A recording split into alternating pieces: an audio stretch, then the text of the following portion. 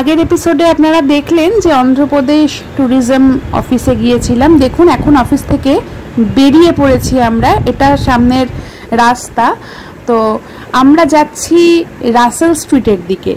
কেন যাচ্ছি রাসেল স্ট্রিটের দিকে তার আগেও বলি, উল্টো দিকের বাড়িটা লক্ষ্য করুন, পুরো সামনেটা কাঁচের, আর তার মধ্যে আমরা যেদিকে দাঁড়িয়ে আছি সেই বাড়িটার ছায়া পড়েছে।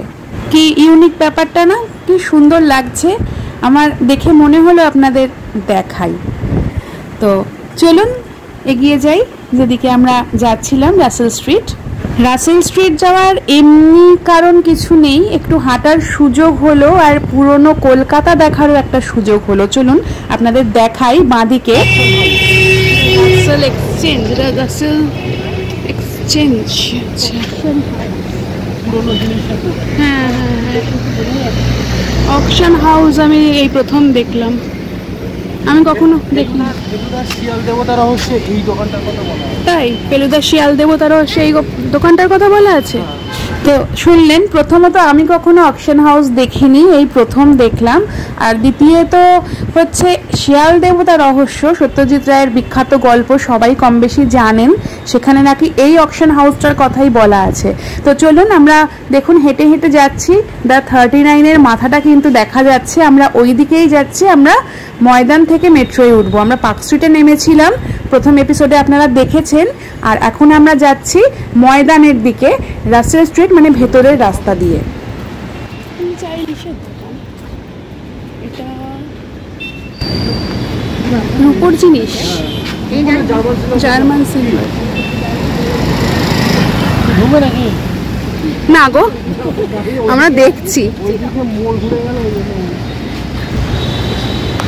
দেখুন এখানে মডার্ন এক্সচেঞ্জ আর একটা অকশন হাউস, আর তার উপরের দেয়ালে হোটেল সি হকের বুকিংয়ের ডিটেলস দেয়া আছে।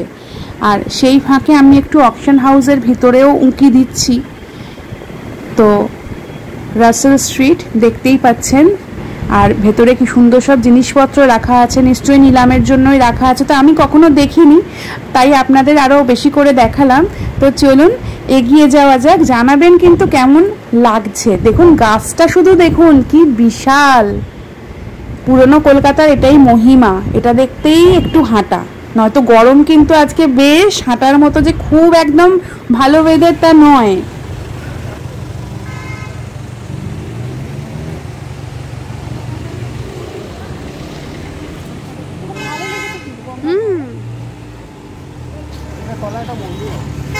মন্দির মোটামুটি এরকম সব বিশাল আকৃতির গাছের তলাতেই একটা করে মানুষ তৈরি করে ফেলে। চলুন এগিয়ে যাওয়া যাক সামনের দিকে।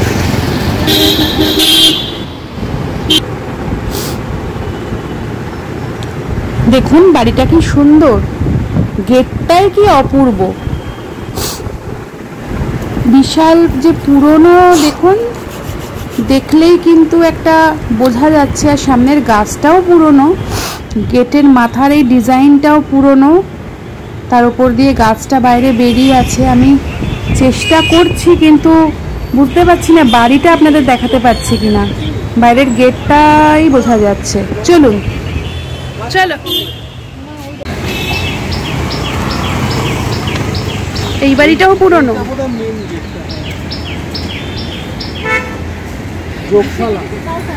হ্যাঁ কত পুরনো পুরনো বাড়ি বলুন দেখি। হাঁটছি আর দেখছি কি ভালো লাগছে। মানে আমাদের তো সেভাবে শহর ঘুরে ঘুরে এই নিজের শহরকে দেখার সময় হয় না, তো হঠাৎ করে আজকে সেই সুযোগটা হলো, তো কাজে লাগালাম। তার সঙ্গে দীঘার সিহকের বুকিংয়ের ডিটেলসটাও আপনাদের দেখিয়ে দিতে পারলাম। আর দেখি চলুন সামনে আর কি দেখা যায়। খিদেও পাচ্ছে, একটু কোথায় খাওয়া যায় সেটাও দেখবো।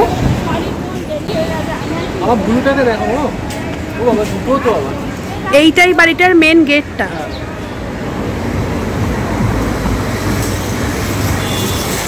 এই বিশাল পুরো এই জায়গাটা নিয়ে বাড়ি। 11 নম্বর রাসেল স্ট্রিট, এটা বাড়িটা কোথায়? ও ওইখানে 11 নম্বর লেখা আছে।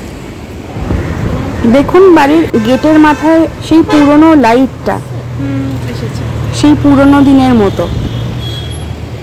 হাঁটতে হাঁটতে এগিয়ে এসছি অনেকটা। দেখুন মেঘালয়া হাউস, অর্থাৎ মেঘালয়া যেতে গেলে এটা হচ্ছে আমাদের স্টেটে মেঘালয়া ট্যুরিজম হাউস। এখান থেকে কিন্তু বুকিংয়ের ইনফরমেশনও পাওয়া যায়, তার সাথে বুকিংও হয়তো করা যায়। জানা হয়ে গেল। এরপর মেঘালয়া এলে তো দেখুন প্রায় রাসেল স্ট্রিট একদম মোড়ের মাথায় কাছাকাছি চলে এসেছি আমরা। এখানে পরপর অনেকগুলো ভালো খাবার দোকান আছে।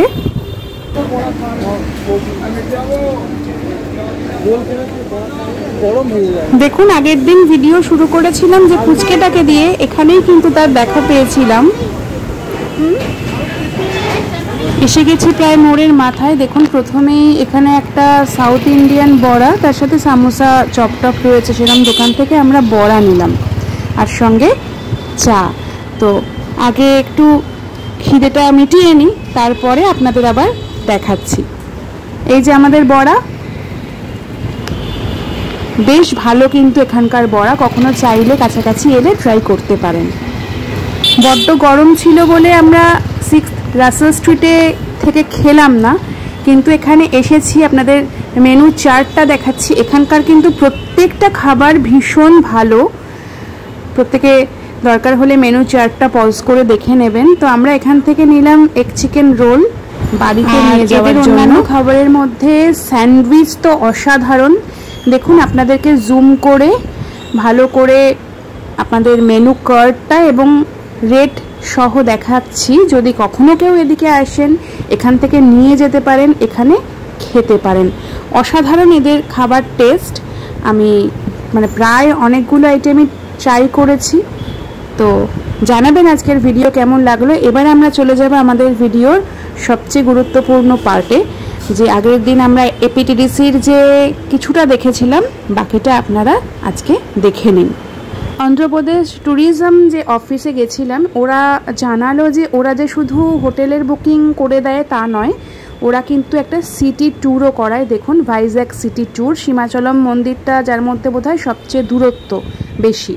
তো ওদের পার্টিকুলার কিছু টাইমিং এখানে দিয়েছে, রেট চার্টটাও দিয়েছে। রেট চার্টে কিছু বদল আসছে, কারণ আগের এপিসোড যারা দেখেছেন তারা জানেন যে ওদের এখন রেনোভেশন চলছে, তাই ট্যারিফ চার্জে হয়তো কিছু অদল বদল হতে পারে। আর ওরা আরাকুরও কিন্তু রোড ট্যুর করায়। আরাকুর রাস্তা তো ভীষণ সুন্দর। তো ট্রেনেও অনেকে যায় বা অনেকে গাড়িতে গিয়ে ট্রেনে ফেরে, এটা পার্সোনাল ব্যাপার, ম্যান টু ম্যান ভ্যারি করে। তো ওরা কিন্তু আরাকুরও রোড ট্যুর করায় এবং চার্জেস বলছে খুব রিজনেবল। আর গাড়িও কিন্তু আপনারা এই অফিস থেকে অলরেডি বুকিং করে তবে অন্ধ্রপ্রদেশ যেতে পারেন।